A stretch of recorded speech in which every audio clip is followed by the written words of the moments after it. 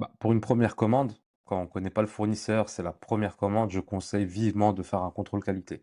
Donc via un bureau de contrôle, via son agent qui puisse contrôler la marchandise, donc par rapport au cahier des charges, s'il y a un cahier des charges qui a été mis en place. Et ensuite, par la suite, voilà, dès que l'on maîtrise le produit, il y a la confiance qui s'installe avec le fournisseur, on peut commencer à lever un peu le pied sur ça.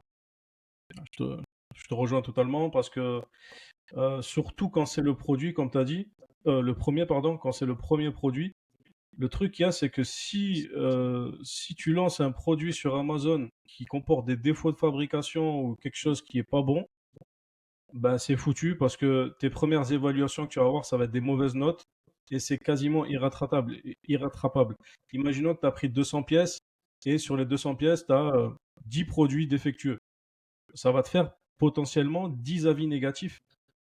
Et moi, je te dis par expérience, sur Amazon, les gens sont beaucoup plus motivés à te mettre, quand ils sont pas contents, à te mettre un avis négatif qu'un avis positif.